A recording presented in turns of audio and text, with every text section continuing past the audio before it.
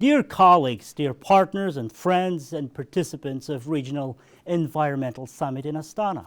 Today, when we speak about climate, we're not only speaking about the environment, we're speaking about security, resilience, and the future of our societies. For Central Asia, climate change is first of all a question of water.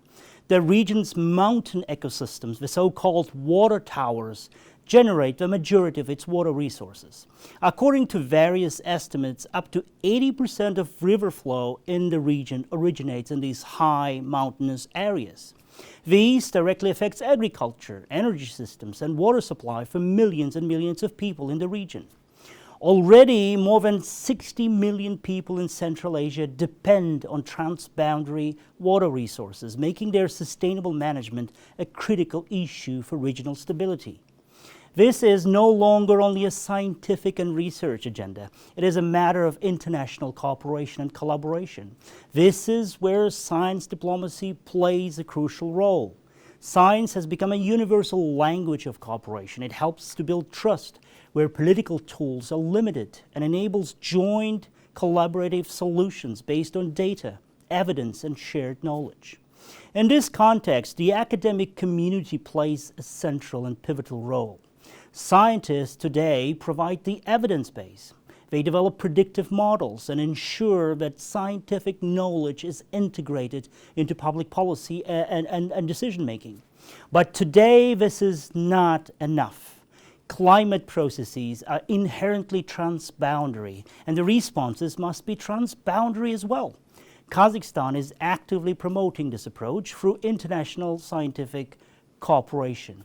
In partnership with UNESCO, the Central Asian Regional Glaciological Center operates as a Tier 2 regional center and part of a global monitoring system, ensuring data comparability across countries, contributing to international databases, and building a shared scientific understanding of water systems in the region. This is a clear example of how science becomes an instrument of regional cooperation and sustainable development. At the same time, efficiency depends on coordination, aligning research efforts, sharing data, and building a common scientific agenda at both regional and global levels. However, it is important to emphasize technology is only a tool. The main driving force is the academic community and people and heart-to-heart collaboration. Today, the role of scientists is evolving from publications to practical solutions, from isolated research to systemic transformation and collaborative networking, from national science to global science diplomacy.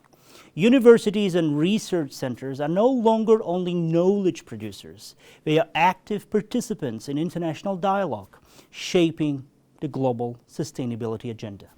Kazakhstan remains open to such cooperation and is committed to strengthening its role in global science diplomacy, in close partnership with the United Nations, UNESCO, and the international academic community.